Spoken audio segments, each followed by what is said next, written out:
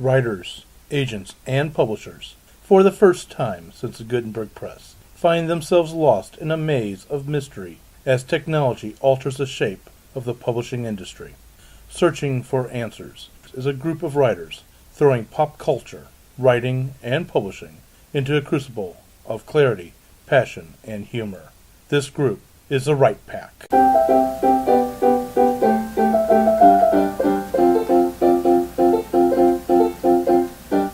Welcome back to Right Pack Radio.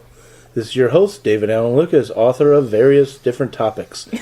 And today, I'm going to give everybody who's listening to us a warning of spoilers. Yes, we are going to be talking about various books, like we always do, various TV shows, various movies, but some of the stuff we're going to be talking about, actually all the stuff we're going to be talking about, may fall underneath the word of spoiler alert. So, anyway, before we get to it, with me today is Kathleen Kayembe, co-host, Kiseka and Vita, pen name Writer Under, and person of things. Wow. Nice. I'm a writer of things, you're a person of things. Okay. Yes. Brad R. Cook, author of The Iron Horseman, which is a steampunk novel that's coming out. And if this airs anytime around December 3rd, come on over here to STL Books, and we'll be signing with Cole Gibson and T.W. Finley. Yay! Yeah, actually, I think this will come out right before December 3rd because it should come out with the Sunday after Thanksgiving. Sweet. So, hey, come on down to STL Books. 2 Right Pack members. Yes. Great. My name is Jennifer Stolzer. I'm a children's book illustrator and author of YA fantasy. I'm Meredith Tate. I write speculative, YA, and NA. Fedora Amos. I write Victorian whodunits like Jack the Ripper in St. Louis, and I'm president of Greater St. Louis Sisters in Crime. I'm Melanie Kulani, and I'm sorry, every time I hear NA, I think no answer instead of new adult. But I write nonfiction, science fiction, fantasy, and I'm not talking like Yoda today, so, you know. Yay. Why not? Talk like Yoda? Why not today? Sorry. Moving right along, because that was horribly done. I was going to say, wouldn't it be today? Why not? Yes, yeah, I kind of screwed And it now we're up. arguing about Like Yoda's Yoda, grammar. Yoda. This is fine. Instead, we're not going to be talking about an entire episode about Yoda's grammar. But it or- applies in to a the way, topic in a because way. it sucked as all could be when Yoda died. Yeah. So what is our topic today? Our topic is rest in peace. When your favorite characters die.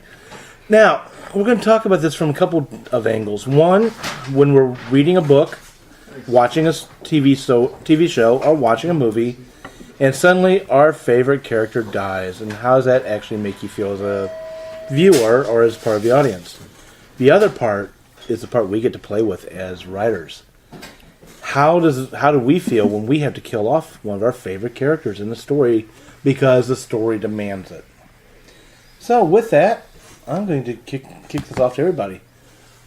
You're kicking the bucket on your topic. I'm kicking the bucket on the topic. How do you feel when one of your favorite characters dies in the story? Well, I'd like to start with an historical example, which is, of course, Sherlock Holmes. Yes. Sherlock Holmes was killed off by Sir Arthur Conan Doyle. Uh-huh. And, of course, immediately there was a great hullabaloo about having killed off their favorite person.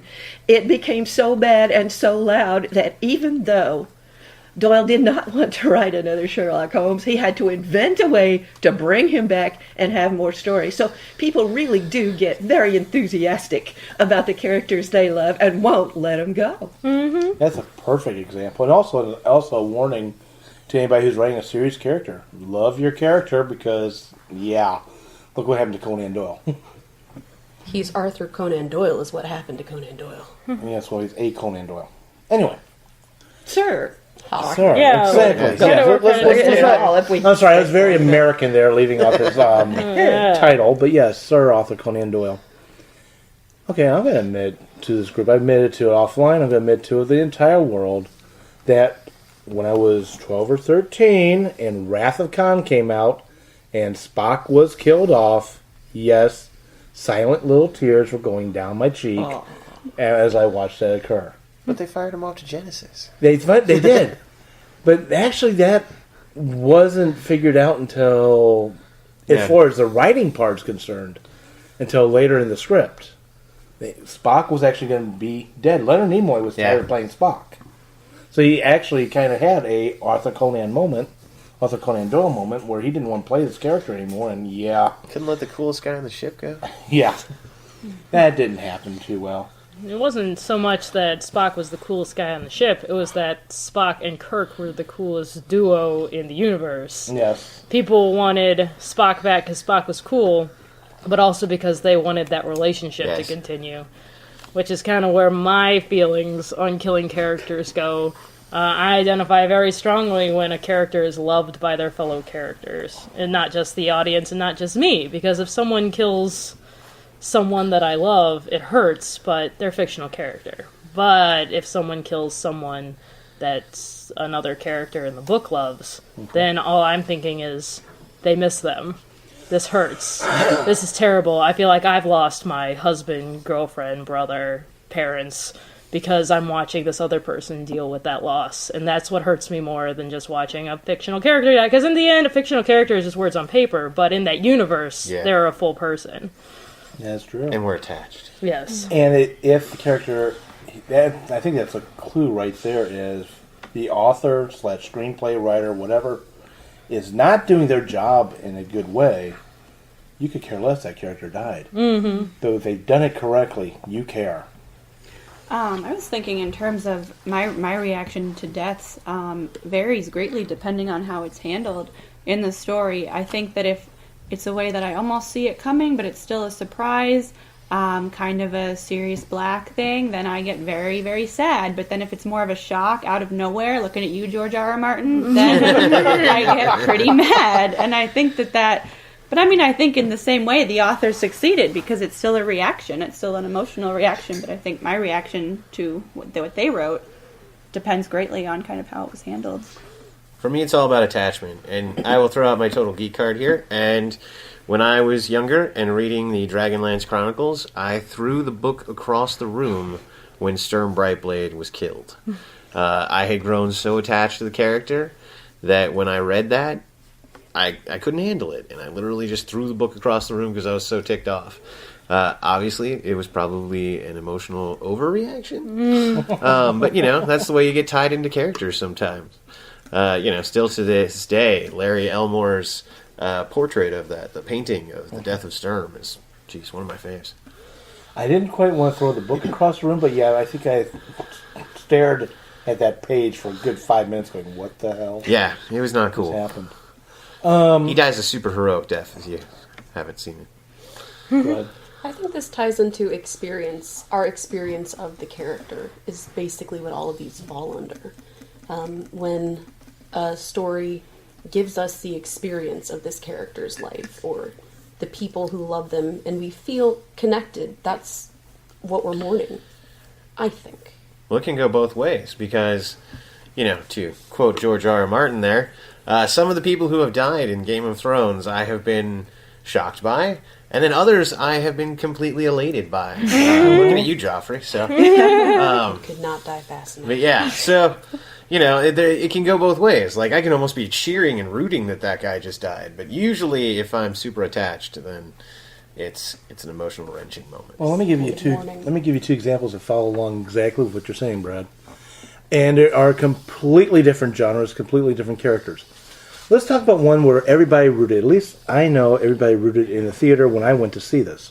Jurassic Park. Okay, Tyrannosaurus Rex is getting loose. The lawyer runs out of the car and into the local latrine. He left us. Yeah, he left us. And he's hiding in the latrine. Here comes Tyrannosaurus Rex, knocks over the building, and the guy's like, and Tyrannosaurus Rex looks at him and goes, you're tasty, yump, and takes him. And the entire crowd in the theater erupts in applause. Y'all missed a visual reenactment, by the way. Yeah, and that was hilarious. In the other version, in a different storyline, and Jen, I'm sorry, I am going to spoiler alert you. Okay. Because I have recently hooked Jen on the fantastic TV series Babylon 5. Yep, watching Babylon 5, only super late to the show. And you haven't even met this character yet, but yeah, it's going to happen. Close your ears now. Do the setup. Okay. a character who is a ranger. Oh, Marcus? Yeah, Marcus. Yeah. One who I definitely related to a Not lot. cool. Yeah, Marcus is in love with Ivanova, who is the second in command of Babylon 5. She gets injured. She is on her deathbed. And Marcus, he never has been with anybody. And you can take that for exactly what I mean. And there's a machine that transfers life force from one person to another. He discovers it. And he dies transferring his life force to her to bring her back to life. That's so sweet. Yeah, and it was just a season too early. Yeah, it was That season too early, but... He was robbed out of season 5 because the actress that played Ivanova wanted to leave the series. Well, actually, in all honesty, they didn't know they were going to have a season 5. Well, that too, but yeah. At the time. So there's the two different examples, and you are meant to mourn for Marcus as he's dying, making this huge sacrifice towards another character. I'm just going to throw out another similar with Darth Maul. So hey, don't laugh. He's the greatest part of that movie. But anyway, Liam Neeson's beard was the greatest part. I cringe at the Darth Maul part, but when I'm gonna he let you gets do cut it. in half, That's the part I cringe at. I'll explain so that. Go on. when he gets cut in half, I know the reason why. Oh, you told me? I told you? No. I already. It's Anyway, It's going to be Keep some going, weaponry yeah. thing. point isn't it? being is that then that moment in the theater I cheered because it was awesome, and then afterwards I lamented it because now we didn't have a cool Sith anymore for the entire rest of the series. Yes, no We problem on that had, one. but we had Dracula instead. Dark Tyrannus, yeah. Yeah. The part why I mourned it, I saw you, I wanted is Asajj Ventress. I was to move. putting up with the entire first movie up to that part. Finally, the sword fight breaks out. We got the lightsaber fight. It's good. Yay. I'm finally excited into it, and the film melted right as he got cut in half. Ooh, That's right, I know what you're talking cut about. him super hard. It melted the film. So hard the movie broke apart. Anyway, Fedora, go ahead. That's pretty Oh, awesome. and by the way, the reason I was talking about is because there's a Because you spray saw the that movie. comes out, and a lot of people have said there would never be a spray because it instantly cauterizes as it cuts through. Yeah, Exactly. well, That's what the He's fanboys an throw out. evil Sith, and therefore... That was his hate goo. Yeah, yes, his hate goo. his Hate goo can't be cauterized. Anything else Wow. I hate. Well, apparently someone, I didn't see this, but someone else in the theater where I was there, another showing of it, got the uncut version of Darth Maul, where he falls and doesn't fall in half. oh, That's The weird. uncut. uncut. Yes, the uncut version. That was Literally. good. No. Go ahead, Fedora. I think that there are all or nothing characters. I, write Victorian whodunits, and so of course I watch television shows that have Victorian kind of stuff in them, and one that I watched was Ripper Street, and I never liked it all that much because I thought it was too dark. Why did I think it was too dark? Well, let's start with Matthew McFadden, who played Detective Reed, and he was a smart guy, but kind of a creep. And then there was Jerome Flynn, who was the muscle, also a creep, a major creep. There was Myanna Burney, who was a hooker. And then there was Fred Best. Now, names don't get much more symbolic than that, do they? Well, he suffered along through 14 episodes and was the only character to root for. And they killed him off. And that was the last episode I ever saw or ever will see, because there is nobody now to like at all. Do you get the feeling they did it because they wanted to show you what a hard world it was and nothing is good and redeeming? And Well, I think you can shoot yourself in the foot when you do that Yeah, kind of that's thing. a- Because there has to be a hero. There has to be somebody to root for. You can't kill off the one they love. Yeah, I feel like The You only can kill one off they love. every one of his Everybody friends. else you could kill. It's kind of funny. I'm going to jump in right at that, and then I'll get you here. Since you're talking about Matthew McFadden, I'm going to jump right into one of his series, one of the ones I first saw, where no character was safe at all. It was MI5, well, we called it in America MI5. Its original title in Britain was Spooks. They transferred the name to MI5 because there's this racial connotation with that word over here. But Spooks actually would have fit because it's a story of spies. And spies are spooks. And the series starts off with the three main spies. Matthew McFadden ends up walking away from his career in the story. and he was kind of, as you said, he was kind of a jerk, kind of a creepy jerk, and yet he was. That's his specialty. Yeah, that really is his specialty. It is. And then another character, Danny, sacrifices himself, gets killed off to protect another agent. One of the IT people die in the first 4 seasons, and it gets hung by other agents.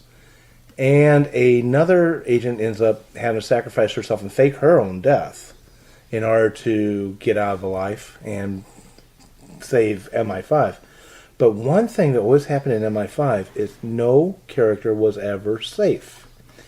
It was a joke on the first 2 seasons that every time that the season starts, your second episode had somebody die.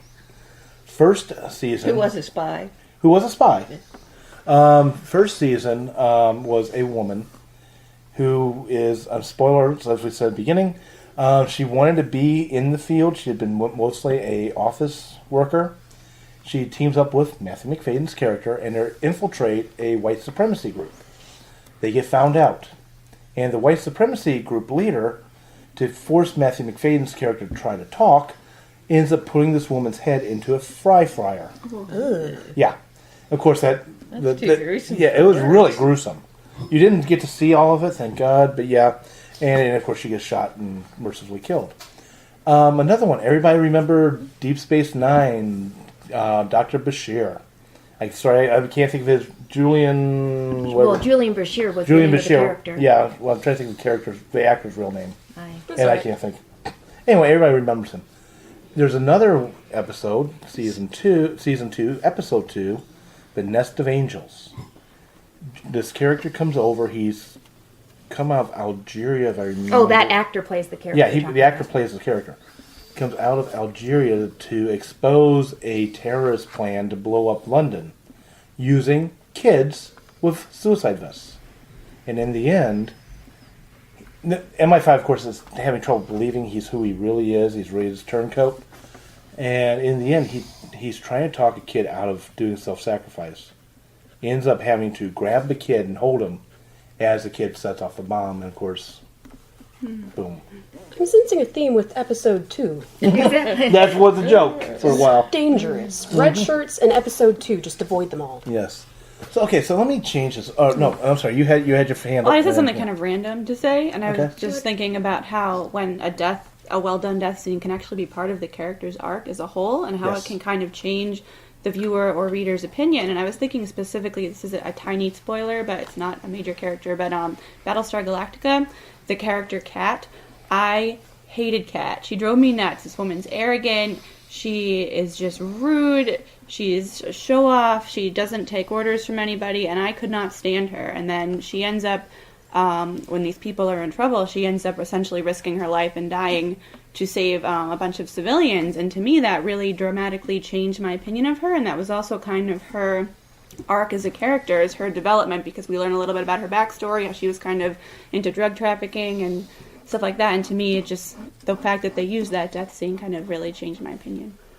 I'd like to ask more about that, actually. Yeah. Because that seemed like a character that you didn't like, but then her death made her a more worthy character for you to like. Redemption through death. Yes. Because it was almost like for her, she felt like she needed to pay that price, which obviously, I mean, she didn't. Like, nobody had asked her to do that. And not to go into specifics of the episode, but most of the characters had these little wristbands that showed when their radiation was getting too high. And then when hers was too high, she swapped it for a clean one without telling anyone, so that she could still go back and save more civilians. So it kind of showed her, like, still using that sneaky side from her past, but to help people. And that really changed my opinion. And that, too, can be a very good reversal, which is an excellent technique to use. Very much so. There's a book by Charles DeLint called Spirits in the Wires. It was brilliant. Charles DeLint happens to break my heart every book, but it's so worth it every time. He writes urban fantasy, mythic fantasy. He was one of the people who kind of began what then became a genre. But in Spirits in the Wires, these people are in fairy, but like a kind of computerized version, I think. And there's a character traveling along with them that got pulled in that nobody likes. He is all those things that cat character was, all of those things, him, check, check, check, arrogant, just awful. And he was the kind of person that I maybe had a lot of thoughts of, please just push him off the path. He'll get lost. You'll never find him again, and it'll be so much nicer for all of you. You know? And there came a point near the climax of the story where they realized one of them would have to stay behind. That was the only way the rest of them would get out. And he volunteered. And that changed my entire view of him. Suddenly, he was someone worth saving to me, instead of losing accidentally so on purpose. He was worth all the trouble he'd been to everyone.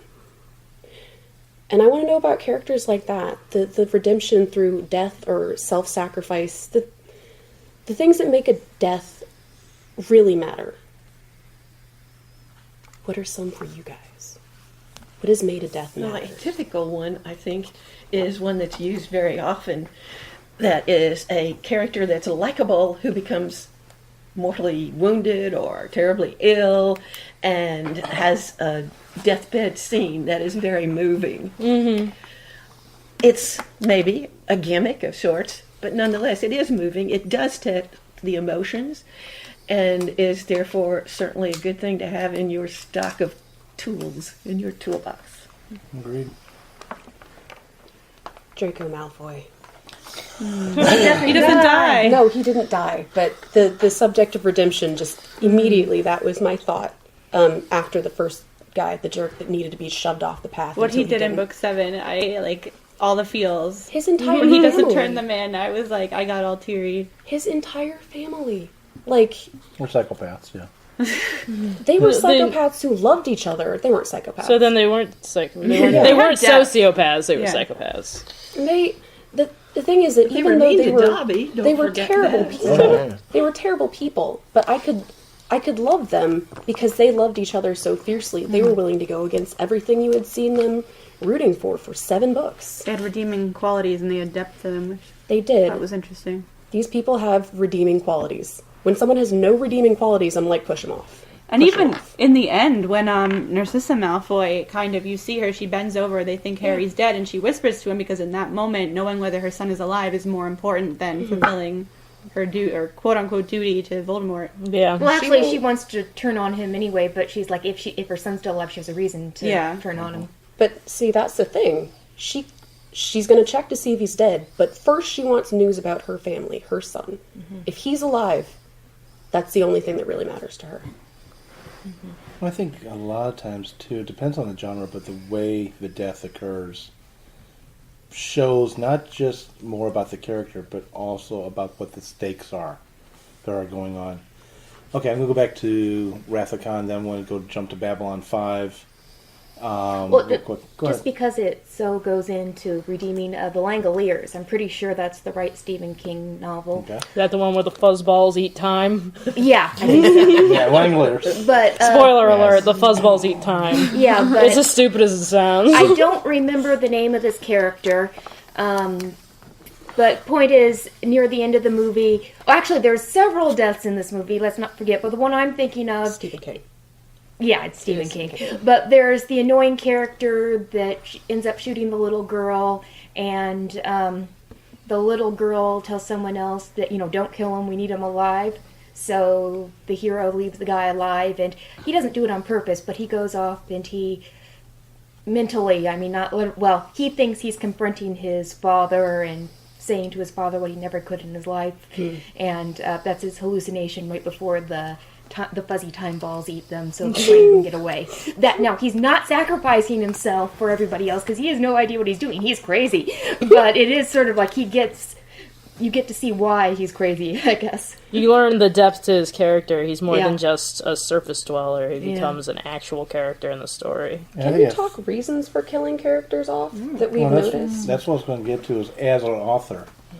What are some of your reasons? Has anyone here around this table not killed off a character in any of your stories? I've not. I've written a character specifically to kill them and then not done it because I got too attached. Now wait a minute. I heard you talking. I can't wait till I kill this character. Of course, they're all ghosts in your story. Well, I'm writing a ghost story and I'm excited to kill my favorite character because then he actually gets to become my favorite character. So, he gets to be a ghost. Kill characters. It's not the same thing though. It's not what we're talking about. Yeah, I'm so talking about a character. Continues on. He actually, he doesn't die because doesn't pass on. I was talking about a character I'd written specifically for the purpose of sacrificial lambing them later, and realizing that I didn't want to anymore. There was too much more I could do with them, so I kept them alive and wrote a different ending for their little story. Threadcaster? It was not in Threadcaster, no. Different story. Threadcaster is my unpublished novel that hopefully someday I'll be able to sell to you guys. But speaking of reasons to kill people, sacrificial lamb. Yeah. Well, I was just thinking in terms of reasons in Star Wars. I mean, the old Star Wars movies, think about what Yoda and Obi-Wan's deaths did for Luke's character. Kind of the losing that mentor role kind of forced him onto his own and to become a Jedi. And if those two mentors hadn't died, that wouldn't have happened. Yes. Agreed. I was actually going to throw out that I think as a writer and when we approach death, I think a character's death kind of has to have some meaning. There has to be a reason for it.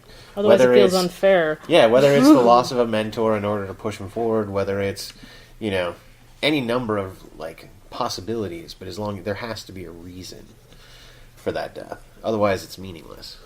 There are some deaths, I think, it again goes not just into the reason for the death, but how it is executed. Because there are some deaths that There's think... the cheap death, where you feel that they should have died better. I know what they were going for, but it didn't quite work. May I offer an example? Yes. Yes. It's not the one you're thinking of. Oh, this is intriguing. Shia LaBeouf and Constantine. Oh my god, yes! Oh, I forgot he was in that. It is the weirdest death ever. You're like, okay, here's the next prodigal, whatever. And then boom, he gets he gets smashed to death against the ceiling. Yeah, it's so... And it's supposed to be a dramatic moment, but the way they executed it made it the funniest thing in the entire world. It did not really happen the way... It was very strange, and it was a poor decision. It could have been played for drama, but someone along the line was not capable of doing that. Constantine is about a demon hunter. Yes. Now you know. All right, sorry. So we were finishing an idea that I interrupted with an anecdote. Stakes and deaths that are handled terribly. You know what they were going for, but you really wish they hadn't tried because they failed. Yes. Well, speaking as a mystery writer, there has to be a precipitating event. And death is one of the best of those because it is automatically important. And you may not know why it's important at the outset, but eventually you will. And it will be solved in some fashion because the key to enjoying mystery is justice. There should be some justice eventually down the road for this death. But essentially, it's a plot point. And I think there's nothing wrong with that either. Agreed. I do want to point out about the plot point thing. I think that's very important in mysteries, but there are some times when death is used in a tropey way that is damaging. Go on Wikipedia or go on Google, look up women in refrigerators. Anita Sarkeesian in the YouTube channel Feminist Frequency has an amazing tropes versus women series of videos. And one of them is about the women in refrigerators trope, wherein a female character will be killed off by the author, oftentimes off screen, so you won't even see their death, you'll just find out about it, so that the male characters she's connected to can have character growth, can have a stronger story arc. Right. So there was the example that I see everywhere about, was it Gwen Stacy who dies? Yes. Spider-Man. Yes. Oh, yeah. And Elektra dies, so Daredevil perks up. And it happens a lot in superhero comic books, but it happens elsewhere too. a lot of places. It's a weakness in writing male character as well, because the point is the male characters don't have enough to motivate themselves, so they sacrifice their girlfriend or their mother or whatever, their child. Wife and child were exactly. Killed, so it's he like goes on a rampage. so the only way to affect him is by hurting his loved ones, because there's not enough character there to work with that you could hurt him directly. Can I have a sidebar? Staying on this, and I'm going to turn it over to you.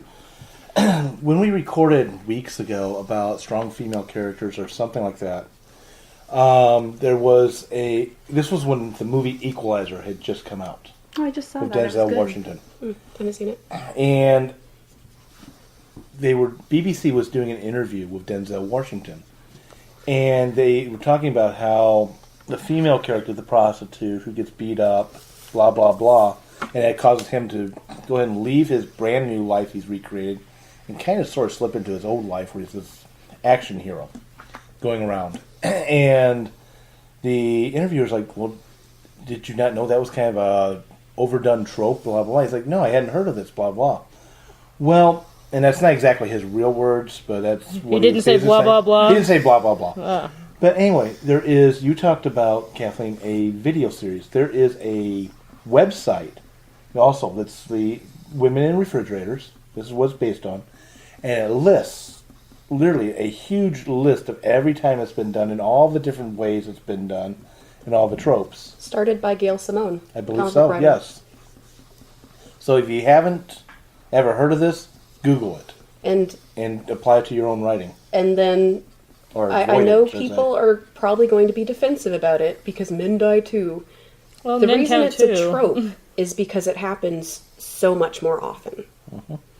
And actually, that would be a spoiler about the Equalizer, so I won't say it. But switching the subject, I totally agree, and that is really irritating to me too. I was thinking about we were talking about kind of unrealistic deaths and how they can kind of hurt the show or the book. I was thinking kind of unrealistic not deaths, and in terms of I'll skip my whole rant, but Breaking Dawn, fourth Twilight book, makes me so angry, and the reason why is because we spend the entire book, and this is like a 500-page book, building up to this big battle, this final battle that's going to happen between these Volturi and the Cullens and the vampires. Just spent the entire book building up to it, and then when you finally meet in the woods, nothing happens because they realize that it's for the best that they don't do it. And in an interview, Stephanie Meyer said that she did this because she didn't want to kill off the characters, and she realized that if they got into a battle, the characters would die, and she didn't want to do that. And I mean, that's fine if that's what she wanted to do, but to me that ruined the entire series, because I was like, that's so unrealistic that would happen. If you didn't want to kill your characters, then you shouldn't have built up to a giant Yeah, battle. exactly. Because your readers are going to miss the big payoff which they're expecting. Exactly. So how did you react? I'm guessing you've seen the movie then, the film for that. I finally did, whenever it came out, a year later, and I did the same thing. I know that they made that weird change in the movie, and the same thing. I was like, this is so stupid. It was one of the more creative means of trying to fix it in post, though. Yeah. Basically in the movie, what they do is they do have the battle scene, but then it turns out that it was just a vision of what would have happened if they had the battle. So there's still no battle, but they do show a battle for, my guess is, cinematic effect. Yeah. But it made me so angry when I read that. I was like, I feel like this whole series was just a waste. And so those of us who hadn't actually read the book betrayed. would just be like, they just ripped off my favorite character's head. Oh my god. He was the only good character in that show. He really was. Him and Mustache Dad. Yes, they were. Yeah, I'm going to keep my personal opinion. Having only seen 12 seconds of New Moon and go, oh my god, That's this is all you horrid. need. Watch Yeah. the Change Spoonie the reviews. Jen introduced me to Spoonie, and his reviews of those movies are amazing. Spoonie's a web reviewer, yeah. Okay. He does a good job. Board put that Vulture down. is a I think series there's somebody needs to a make. lot to be said for all of the discussion you're having here.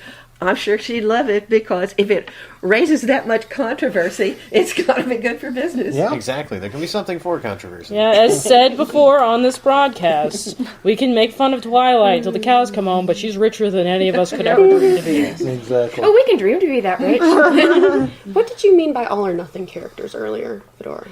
That, as I said, with the Ripper Street one, when they killed off poor old Fred, I just lost all interest in it. I didn't deliberately say, oh, Fred is gone, I can't watch anymore. But that is, I never watched it again. And they did a few more episodes, but I think it actually killed it. It's gone now, I believe. And not coming back. All or nothing is they're all bad or they're all good. There's no in between. No, there's at least one character that you can be fully invested in. Yep. And if that character goes, then the whole thing implodes. I think the term all or nothing is being applied as in you as a viewer. Right. Yeah, right. it's not the all or nothing character. It's that character to Fedora in that instance was all or nothing. Right. Without them, there was nothing left for her to come back to. Usually it's going to be your hero. Usually it would be Inspector Reed. Uh-huh. But he was not likable. Uh-huh. I couldn't get to know him. I didn't care for him. I didn't care if he died. You wouldn't have missed As him long if he as was Fred gone, lived. right? That's right. So, what do you think the intention of killing off that character was? Did it work? Sounds like no.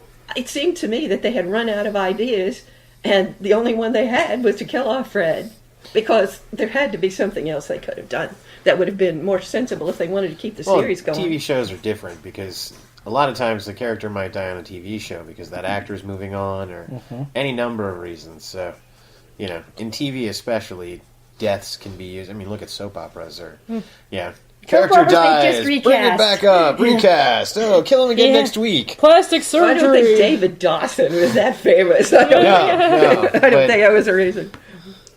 How do you guys react to death spoilers? I don't like death spoilers. It depends on the circumstances. I'm currently reading a book series, and when I found out, spoiled, that my favorite character was going to die, I was like, not interested, thanks though. And I haven't picked up the next book yet still. Sorry, that was my input. By the by, Jen all summer has been reading these books like someone who reads a lot of books very quickly at once and was all in. Who didn't read much before then either. No, you devoured them. It was pretty cool. But then suddenly Yep. you were so excited The for internet the new is one. so cruel. Oh, that reminded me. I was spoiled for the end of Animorphs. Oh. Still haven't read the last books. I'm going to do one more, and then I want to change direction. Go ahead. I actually wrote a whole blog entry on this because that's how just angry it made me. And then one time last year, I was on Twitter just scrolling down my feed when all of a sudden somebody posts on Twitter, I love blank Game of Thrones character. Too bad that you're going to die in the next episode. And I lost it. And I actually tweeted back to them. And I was like, you didn't need to post that. Like, what did you gain out of that? And he was like, well, the books have been out for 10 years, so... And that really makes me mad because I don't care how long the books have been out. If someone's still enjoying something for the first time, why go out of your way for no reason to spoil that? That's my rant. Sorry. It was a current. It was current for a lot of Exactly. people, and Exactly. doing it right before the episode came out was not cool. to use that takes as an away the thunder. excuse, Yeah. like because I've read Harry Potter and know that like we don't spoiler alert, like Dumbledore dies. That doesn't mean if I see someone reading the books for the first time, I have the right to go in their face and tell them that because they've been out for 10 years. Like no, That'd be There was soul a crushing to riot. so many There children. was a Just run on riot. Dumbledore dies. Yeah. There was Then a run riot away. in a bookstore when it came out, and somebody flipped through and was I like, saw that. "Dumbledore." it's a video on YouTube. Oh, it's a video. There's one. This guy drives by the line of people waiting for the book, rolls down his window, and screams, "Snape kills Dumbledore!" And then to the whole line of people waiting for the book. Did I would they have been mob so him? angry. Because Oh that my happened God. They with the guy started who did. freaking out and screaming. Look it up. Well, It's on there. there are also people who love to do graffiti and throw bricks through Yeah. windows and burn houses down. Some people They're just want to watch the world burn. Yes. Thank you, Joker. Spoilers are jokers. So let me try and go back into a different direction on the death part. How do you, as an author, or how have you, as an author, handled giving a good death to a character? And has it broken your heart to kill off one of your favorite characters? I was going to say, so in my very first novel, my favorite character in the entire book is a dwarf. And got through the entire book, and then I decided that I would give him the grand death. And to this day, it's the only thing I've ever written that's made people cry. So, hopefully I can release that one day, and it'll be a big spoiler alert now, but Yeah. I doubt it. But yeah, so I've done it. I've given the hero's death, and then actually in Iron Horseman, there's a character that dies. A little unintentionally. He was possibly going to be there was word about him at the end, but apparently that got edited out. So now he's dead. So we'll have to see what happens in the future. In my book Love and Wrath with Less Than 3 Press, I think it's the second chapter. Oops. Chapter 2, episode 2. A character I introduced at the beginning of the book, who I modeled a lot like me, and don't read too much into this, guys, who I modeled a lot like me gets killed. Horribly. And it shows you basically what I did it for was to show what the bad characters in the story were capable of, what the weaponry they were using was, and why it was so dangerous to have. And what happens to people in this book can happen to people in this book that we like. So that's why I killed her off. And I was amused because my sister was the one that pointed out she was like me. It's like, oops, too bad. I like doing it. That sounds stupid, probably, but No. Sorry, high five from fellow mystery writer. Yes. Thank you for your honesty. because Killing characters can be fun. it is. Because there are lots of reasons why. Because you can kill off your boss or whoever is making your life miserable at the moment. You can do that, Yeah. and you're never going to get arrested for doing it on paper. But anyway, but FBI watch lists. you have to kill off some characters, and I plan it from the very beginning, so it doesn't occur to me then that it would upset anybody, okay? Because in mysteries, there it is, okay? But what surprises me, or maybe it shouldn't anymore, I don't know, is once that it comes out, then people respond to it and say, oh, why did you kill off so-and-so? I liked them. And I have no answer, so if you've got one for me, I'd love to hear it. He was marked for death, as the bard would say. Yes. Well, we have Literally. characters out there that have to die. Yes. I mean, in Iron Horseman, not only is the death significant, but then it goes on to be a galvanizing force for my character and is what forces him to kind of grow up, become a man, and take responsibility.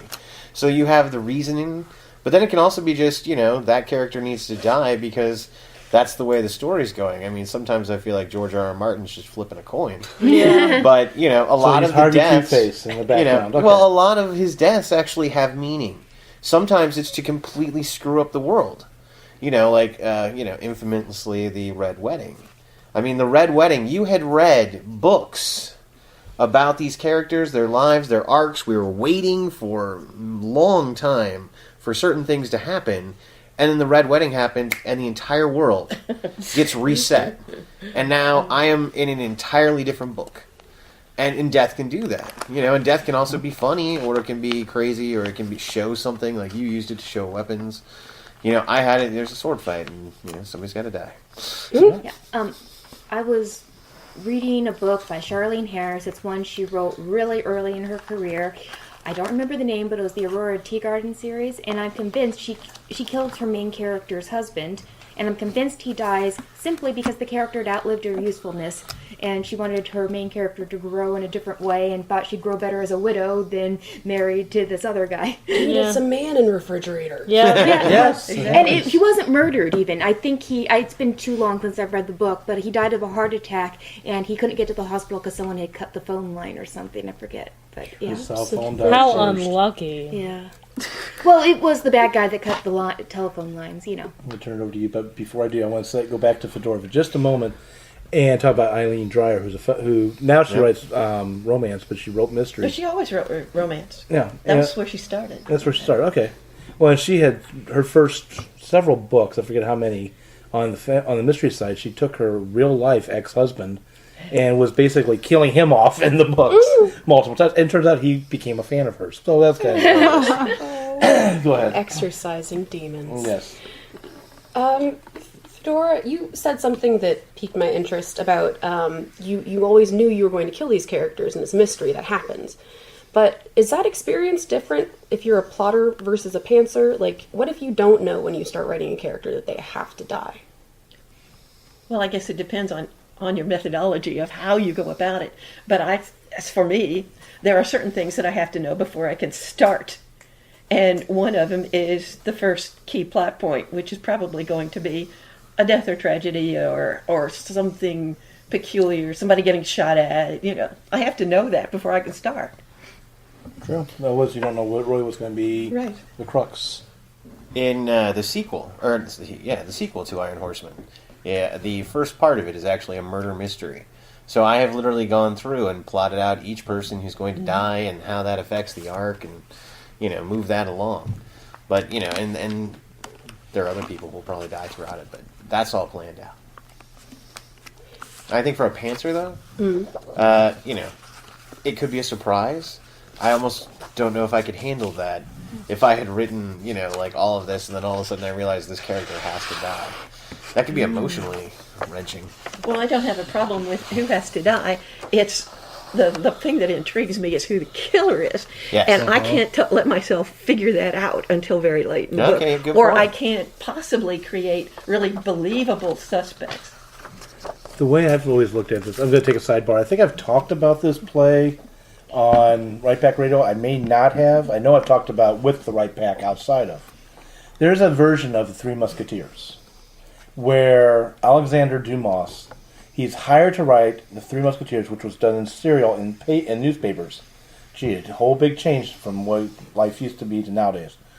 And he's getting paid, of course, by the word or by the story. And if you remember in the movie or in the books where they are sieging the town with the Huguenots. I forget the name of the town. New Rochelle. Thank you. And the Huguenots come running out, and in the play version I'm talking about, they kill all four of the Musketeers. And Alexander Dumas' character walks out on stage, and this is me thinking as a pantser, back in my days, pantsing. He comes out on stage and goes, "No, I've got 100,000 more words to write. They can't die yet." And he walks off. And one of the four, I want to say Parthos? I think it was Parthos. I forget which one. Anyway, stands up, pulls a pike out of him, and goes, "I don't know about you guys, but I think I died rather well." Yeah, I saw a recorded version of this, so Yeah. somewhere there must be a movie with this scene in it.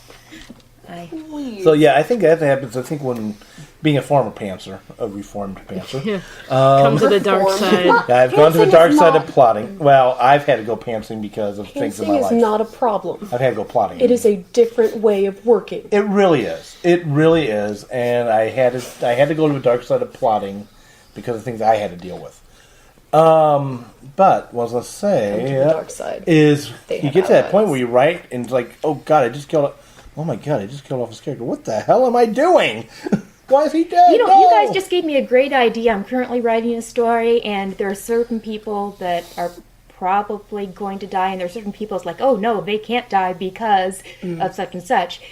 But it's like, oh, wait a minute, what if I kill him? I hadn't considered that before. Well, George R. R. Martin would tell you the best thing you could do is kill off the character you shouldn't kill off. Yes. I think that was the very first death that really mattered in to me in Game of Thrones was Eddard Stark. That was the death that my friend told me when she gave me her book to read was going to make me throw the book across the room. I didn't, thank you. I am not that mean to books. But I knew why she had done it herself. I think you can only do that if you're clever enough to get out of it because Yes. you're painting yourself into a corner. But see, the reason Eddard died, I thought when I read it, was to let you know that nobody in this world was safe. So, and it worked very well. It did. Very well. Like, the fact that when Red Wedding happened, I still didn't expect it, just shows that I guess I had gotten too comfortable thinking, okay, those happened, but it won't happen again. Because this world, these people are definitely safe now. No. No one is safe. His world is a dangerous world, and it hammered right in. This is this is telling me something about me as a reader and a writer. That kind of a fact is going to keep me away from that book series. That's okay. It's not for everyone, and that's why I have trouble killing off characters in my stories. I write stories specifically so that I don't have to kill characters that I love, because I want to read books and I want to create books where people feel like it's safe to have a fun time. There's drama. I'll do stuff to people. I'll take everything you love and break it over my knee. But I do want there to be at least something to smile about in there as well. And if I take a price, I want to make sure that my characters feel like they've come out ahead in the end, just because that's the kind of escapism I enjoy. Does that tie into your relationship focus? You mean like in real life? No, In your book. Because are we psychoanalyzing me You now? were saying that you cared about a death because the characters care. Exactly, about yes. It's like, I will, if someone dies, it'll hurt.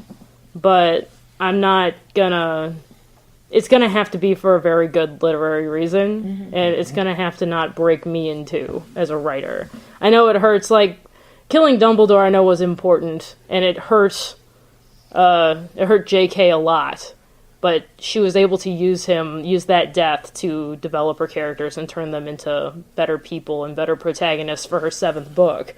And in the end, she's happy with where it ends, and I think everyone's happy with where it ends, with the exclusion of a couple dead people that I'm still not over.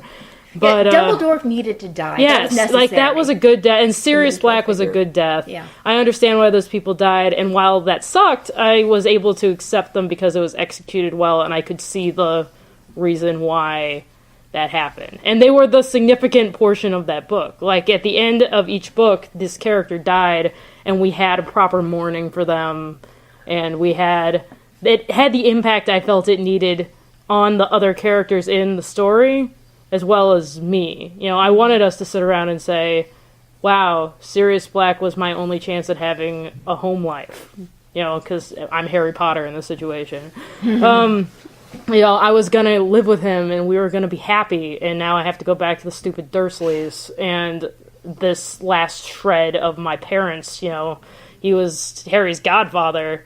Basically, he was the one who was supposed to take Harry in when his parents died, if they died. Well, they did. And now Sirius is gonna try his best to be that person to Harry, and now Harry doesn't get that. You gotta take away his parents twice, and there you go.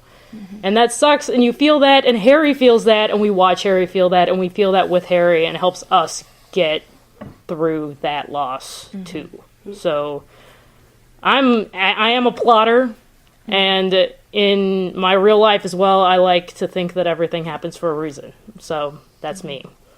Well, and everything should happen for a reason. That death In a needs to book. happen. Yeah, Yeah, in a Not book. necessarily in- real. No. In a book, you should probably do it for a reason. But they're really kind of two things. I mean, the reason why George R. R. Martin can kill off a character, and as Fedora said, continue on and find a way out, is because he has enough cool characters that the loss of one, you have Or others several. to focus on. But if you have a central character, you can't necessarily do that. So you can't kill off Philip K. Dick, or you can't kill off Harry Potter. I You can't screwed kill that off up. Yeah, Fred Phil Best K. when he's the Yeah. only likable one there. Exactly. You can't kill off Harry Potter. Everyone needs that central focus. Going off of that, I think that an author can kill off a main character, but they have to be prepared for the consequences. And I think an example, and I have not read these books, but the Divergent series, I have heard the spoiler in them, and I won't give it away, but a major character does die. And I have friends who said that was their favorite book series, and then when they read that, they said, no, I hate these, I'm not going to see the movies, and they just said, no, I couldn't handle that. So I think, as an author, you have to realize that if you are going to take that risk and kill one of your main characters, it is going to affect your readers. And if you can pull it off, great, but just to keep that in mind, that you do have people who love these characters, and there are your readers. So. You might even need a back door Yeah. to bring them back to life. Yeah. Exactly. Hopefully, by the time no one will remember this when this book gets done eventually, because I've set it aside for a while. But I have a book that's point of view, like multiple points of view, and I kill off my point of view characters quite a bit. And there's something that no one's going to pick up on quite a while, but every point of view character except for one eventually becomes captain of this spaceship. And like I said, I have a lot of point of view characters, and guess what's happening to the other captains? Real quick, I'm going to throw out there some of my favorite death scenes. For all of you who know, and have probably done this too, in your Choose Your Own Adventure books. It says you die at the end, and then you'd flip back and take the other way. Choose Your Own Adventure is great for killing characters. Yes. And readers all the time. Choose Your Own Adventure, you always know that there is a slim chance you won't die. You see your death coming. You can flip back and choose the other way. Yeah, but what about other things that we have read or seen and enjoyed where you've seen a death coming? Like, you just call it. Cough, cough, Avengers, cough, cough. Which part? Or I think we can spoil the Avengers, right? Yeah, well, just gonna be spoiled. Yeah. The minute that Phil Coulson came on and everyone loved him, I looked at my wristwatch and said, how long? Well, we just needed to create the hashtag Coulson Lives, that's all. Yeah, well, we fought to bring him back. But I knew because everyone was like, he was cute with the whole trading card thing, and Yes. Tony was calling him by his quote-unquote first name. His first name is Agent, right? Yeah. And he was friends with Pepper on the side, and they had this girlfriend they didn't know, a cello player that he was dating, and I'm like, oh my gosh, everything's going his way. He's going to get murdered. Because I know Joss Whedon, and I've seen him write before. There is a term. It is called jost. Jost. The character gets jost. You Yeah. love him, he dies. It's, you gotta identify the puppy and wait for him to murder the puppy. Yeah. Go ahead. Well, I like deaths that are ironic. One of my favorites is Romeo and Juliet. No. What can you say? No. Oh. No, I love it. The one I mourned the most in Romeo and Juliet was Mercutio. Yes. Well, that's ironic also. Yes. I don't know. I've always been a fan of Such a smart mouth. I don't know if this is how it was done historically, but definitely in the story of Anthony and Cleopatra. Anthony's led to believe Cleopatra's dead, so he does a normal fall on the sword, and turns out she's alive. And at the moment, eventually she'll take the asps. Literally, This to happened her a lot breast. in history, yes. Yes. And in Romeo and Juliet, I didn't like it any more than in history. Yeah. Yeah. Well, There's the Romeo plus Juliet. I think it's the Baz Luhrmann movie of that. I don't know. Yes. Where literally Leonardo DiCaprio? Yes, Yes. Leonardo DiCaprio, Baz Claire Luhrmann. Danes. She is apparently dead, but she's starting to twitch. Yes. And he looks everywhere but wherever she is twitching and kills himself. And she wakes up as he's like, his life has just ended. Yes. Just ended. Like, really? I call that the American Tail effect, because an American Tail was a horrible torture slog of near misses when Fievel the Mouse is looking for his family in the big city of New York, Yes. and he's always shows up 2 seconds too late. Those are I was gonna, as a little kid, I never wanted to watch that movie again because it made me too anxious. Talking about ironic death, and I don't know if this really happened in history or not. It was written by Robert Graves in Claudius the God, and Robert Graves took the works of Suetonius, which was a philosopher, historian from back then, Who we've mentioned in an episode. we have mentioned him in an episode, and he had access to all the royal diaries. So, which makes kind of like maybe it happened. As the history goes on, Claudius, who is the 4th emperor after Caesar never was emperor when he was alive. He wanted, I think he was 4th. Anyway, he wanted to restore Rome back to the Republic, but he knew he couldn't do that when he was alive. So he married his niece. Yes, this is Rome, guys. It's royalty, that's all you need to know. Yeah. Yes. Yeah, whose son was Nero. And his idea was that Nero would be the inheritor and be so bad that the Romans would kill him and go become a republic again. That's pretty dirty. Yeah, it was pretty dirty. Didn't work out that way. Well, he did get the assassination, but Claudius himself was supposedly, in the book anyway, assassinated by his wife/niece Yes. by having poisoned mushrooms on his plate and offering him the plate. And of course, he purposely took the mushroom knowing he's going to die, with this whole entire plot in place. So the irony is, yeah, he did set up the next emperor to die, but so much for that. After a nice little fire. I hope you're happy, sir. I hope you're happy. What about the person who's running? Okay, we were talking about this a little bit before we started recording. Prometheus. The person running who doesn't veer right or left when there is a giant ship coming to kill her. It's a skidding donut. along. Yes. It's a death donut. It's a death. All I'm going to say on the martial artist in me is, what's the fastest way to outrun a train? Step off the damn track. Yes, thank you. There was a lot wrong with that movie. Yes. That was one of the big ones, though. Was that so they don't the use plot logic. point is this character the problem is they're thinking that the plot point is this character dies, and they don't take enough time figuring out how they die. It's the other way around, rather. Does this situation call for a death? No, we want a death, so how does it happen? That's how you don't handle a death correctly. Yeah, it's ridiculous. For the sake of a death. Look at the name Prometheus. Prometheus, who gets his wife killed by looking back when he's told not to. That's That was Orpheus. really That's stupid. That was Mo- Orpheus. That's That's Morpheus. Orpheus. Yeah, Oh, okay. Prometheus was the Prometheus one was that. fire. Oh, Yeah, Right. Prometheus That's is fire. bringing fire Yeah. out or something, Yeah. right? Yeah. That's gross. But that works too. Sorry. He brought fire, and right, now but we're it was doomed. kind of the same idea, wasn't it? Yep. Am I totally off of? It's okay. Prometheus had so many plot holes. I could drive the A donut-shaped ship through them. No, I could even do better than that. The dock carrier, if it brings a rocket out of NASA's hangar into launch position, I could drive that through the plot holes Very slowly. very slowly. Was the donut ship a metaphor for the plot? Yes, there's a big hole in the middle, and it kept rolling, even though it shouldn't have. And It killed all sorts of characters that should have been smarter than they were. And, Yeah, that is one thing. The death should be set up in a way that it makes sense. Someone died. in the end, books are tiny little worlds, and Yes. everyone should behave as humans would in their everyday life inside those worlds. And when they don't, we notice because we're aware of what it's like to be a human alive in a world. And when they do something heroic, we notice. The, second- And the they do fastest something way, stupid that we notice. the fastest way to become my favorite character is to take a bullet for somebody, because that selflessness is. You have to jump in front of someone to take the bullet. It can't be accidental. No, that wouldn't work. Yeah. No. Yeah. The point is that being selfless, brings us right around to the beginning of our conversation today. Is that the reason why they did it is far more important than the fact that they died.